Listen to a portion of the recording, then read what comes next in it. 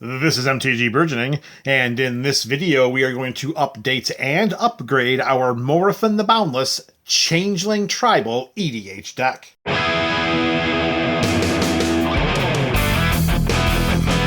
Thank you for joining us for another installment of the Up and Up series. Today we are updating and upgrading Morophon the Boundless and our oh-so-flavorful Changeling Tribal deck. Here we have our deck. Here we have our Changeling pool. If you are unfamiliar with how this deck operates, you can go skulking around in the description below where you will see links that will tell you all you need to know. So for today, we are going to make a few changes to the overall deck, not the Changeling pool. We are looking to make the deck a bit more flavorful from a creature type matters standpoint, and that will be readily explained very easily by our first edition, which is Raise the Palisade. Here we have a sorcery for 4 and 1 blue mana. We choose a creature type, and we return all creatures that aren't of the chosen type to their owner's hands. Remember, if all of our creatures have Changeling, then they are all creature types at all times. So all we have to do is to identify a creature type that our opponents do not have on their sides of the battlefield, choose that type, and then we wave bye-bye as each one of those creatures go to our opponent's hands, and our side of the battlefield is not impacted. Raise the Palisade as a slam dunk inclusion into this build. And here we go. With that card going in, the card coming out, it is Austere Command. Now, I have no ill will towards Austere Command, except it does have the potential of harming us.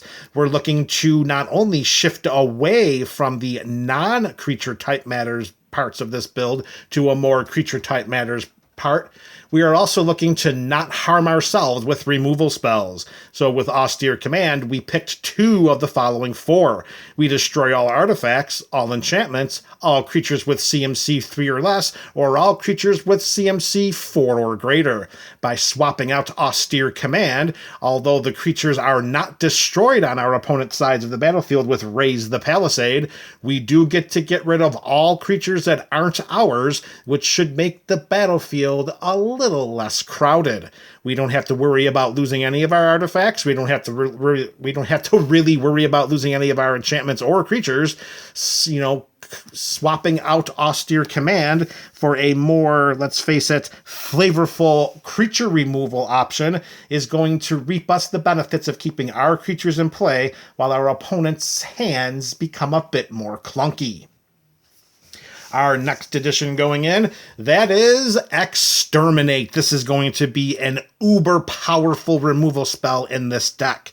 Sorcery for 2 and a black mana with the Replicate mechanic, and all we have to do to pay its Replicate cost is to tap an untapped Dalek we control.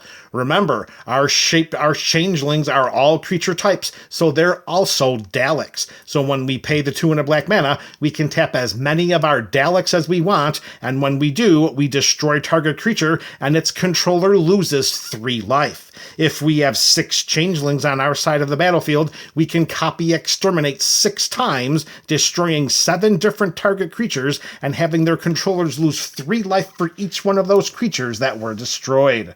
That were destroyed, right. All right, so for one amazing removal spell going in, we are going to take out a somewhat lesser powerful creature types matter spell. You'll know what I mean when I say Shields of Velisvel. Here we have a tribal instant for Shapeshifter that also has the Changeling mechanic.